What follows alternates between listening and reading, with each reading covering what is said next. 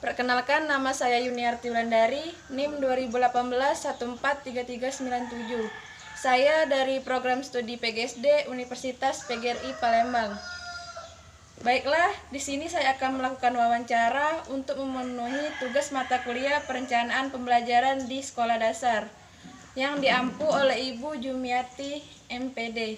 Di sini saya sudah bersama Ibu Guru yang mengajar di SD Negeri 1 Langkap. Bisa Ibu perkenalkan diri dengan Ibu siapa, Bu? Oh, bisa.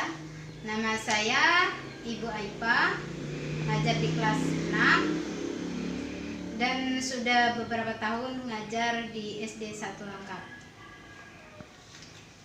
Langsung saja untuk pertanyaan yang pertama ya, Bu. Ya. Menurut Ibu selaku wali kelas, mengapa dalam menyusun perangkat pembelajaran harus memperhatikan kalender akademik? Karena dalam menentukan perangkat pembelajaran harus memperhatikan kalender akademik. Yang pertama, untuk mengetahui alokasi waktu yang dibutuhkan setiap standar kompetensi dan kompetensi dasar yang dibutuhkan. Yang kedua, apakah perencanaan program semester itu sangat penting dan apa saja manfaat yang akan didapat dari program semester tersebut? Iya, program semester itu dibuat sangat penting sekali karena dapat mempermudah tugas seorang guru dalam mengadakan pembelajaran selama 1 semester.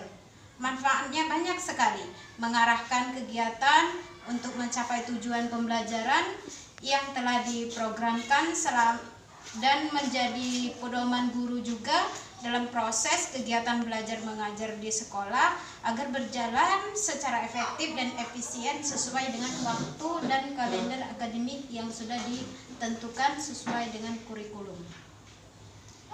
Selanjutnya, bisakah Ibu menjelaskan langkah apa saja yang dapat dilakukan untuk membuat program tahunan dan apa saja sih kendalanya?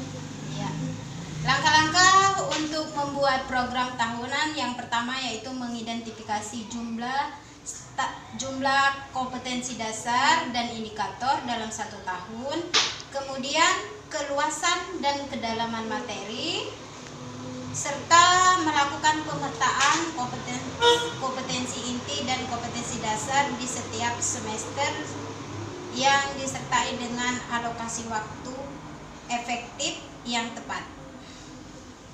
Kendala dalam membuat prota yang pertama itu pemetaan standar kompetensi dan kompetensi dasar yang tidak terstruktur, kemudian tidak tepatnya alokasi waktu setiap kompetensi dasar yang ada di dalam kurikulum atau pemetaan yang akan kita petakan dalam prota.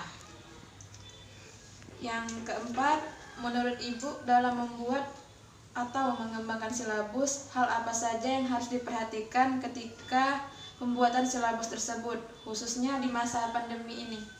Ya, hal-hal yang harus diperhatikan dalam mengembangkan silabus yang pertama kali yaitu mengkaji atau mengidentifikasi kompetensi dasar serta model-model pembelajaran, harus menyertakan transformasi atau pembelajaran yang menggunakan alat elektronik atau media yang dapat mendukung terlaksananya kegiatan pembelajaran secara online pada saat ini. Yang pertama itu guru harus menguasai program-program atau aplikasi-aplikasi yang mendukung pembelajaran jarak jauh seperti Google Drive, Google Meet, dan media WhatsApp. Tapi untuk di sini lebih menggunakan media aplikasi WhatsApp itu yang ada di lingkungan kita saat ini. Bahan ajar online, pola pembelajaran yang sering kami gunakan metode atau medianya yaitu menggunakan metode daring secara online serta aplikasi dalam pembelajaran menggunakan media WhatsApp. Yang kelima, Apakah Ibu selalu mempersiapkan RPP sebelum mengajar? Dan mengapa RPP itu sangat berperan penting dalam suatu pembelajaran? Iya, sebelum mengajar, seorang guru memang harus membuat RPP karena RPP ini adalah pedoman guru dalam melakukan tahapan-tahapan pembelajaran baik teori maupun praktek. Tanpa ada RPP, proses pembelajaran tidak akan berjalan secara sistematis. Yang keenam, menurut Ibu selaku wali kelas, faktor pendukung apa saja yang harus diperhatikan guru dalam membuat tujuan pembelajaran? Dan bagaimana cara seorang guru itu mencapai tujuan pembelajaran tersebut? Iya, beberapa faktor pendukung yang diperhatikan dalam membuat tujuan pembelajaran agar sejalan dengan RPP. Yang pertama itu metode, yang kedua strategi, dan yang ketiga media pembelajaran yang akan dilaksanakan itu harus sesuai dengan kemampuan siswa, harus sesuai dengan lingkungan yang pada saat ini. Jadi siswa boleh belajar menggunakan media apa saja, siswa dapat memahami pemahaman apa saja yang sesuai dengan kemampuannya. Siswa disuruh untuk memahami misalnya lingkungan sekitar rumah, lingkungan sekitar sekolah, untuk belajar masalah-masalah lebih banyak menggunakan media yang sederhana agar tidak mempersulit siswa belajar di rumah. Selanjutnya, menurut Ibu seberapa pentingkah pemilihan atau penggunaan pendekatan metode model pembelajaran di SD? Serta pendekatan metode model apa saja yang Ibu terapkan kepada peserta didik dalam pembelajaran daring? Ya, sangat penting karena proses belajar mengajar banyak faktor yang mempengaruhi tercapainya tujuan pembelajaran. Harus menggunakan metode atau teknik yang tepat dan efektif, serta media yang disampaikan kepada siswa itu harus mudah diterima dan dipahami.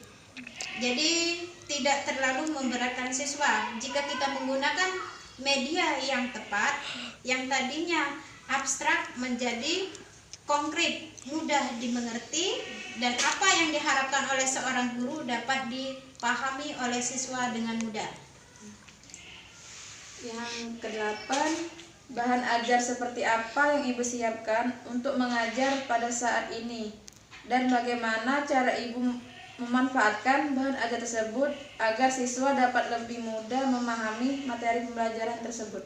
Ya, bahan ajar yang sering saya gunakan yaitu menggunakan media WhatsApp. Saya mendownload buku siswa dari Google, kemudian saya kirim ke media grup, ke media WhatsApp grup untuk dikirim ke siswa.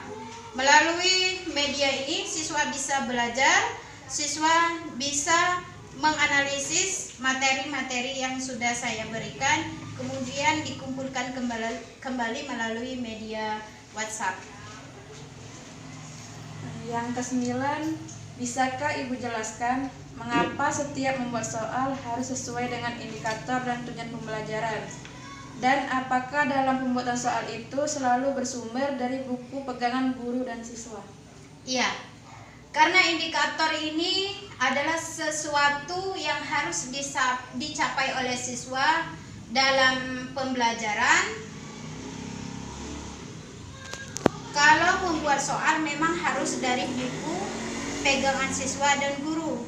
Karena apa? Karena untuk mengetahui sejauh mana tingkat kemampuan pemahaman siswa dalam memahami materi-materi yang sudah dipelajarinya dalam satu semester dari buku yang tadinya mereka pelajari. Yang terakhir, apakah ada pelatihan atau bimbingan khusus dari pemerintah pusat daerah terkait cara menyusun perencanaan sesuai dengan aspek afektif, kognitif, dan psikomotorik di masa pandemi COVID-19 ini? Ya, ada. Pemerintahan sudah mengadakan beberapa pelatihan melalui Google Meet, yaitu melakukan webinar seperti mengirimkan beberapa aplikasi lainnya yang dapat mendukung dan menunjang guru dalam melaksanakan tugas pembelajarannya dalam mencapai tujuan pembelajaran sesuai dengan kurikulum yang sudah ditentukan oleh pemerintah. Cara tadi kita tarik kesimpulannya, yaitu setiap guru memiliki peran penting dalam perencanaan pembelajaran di sekolah dasar. Pada masa pandemi, peran guru juga harus dibantu oleh media pembelajaran yang tepat, seperti media gawai dan teknologi canggih lainnya. Baiklah, itulah wawancara yang telah saya lakukan bersama Ibu Aipa. Kepada Ibu saya ucapkan terima kasih. Dan saya akhiri, wabillahi taufiq wal hidayah. Wassalamualaikum warahmatullahi wabarakatuh.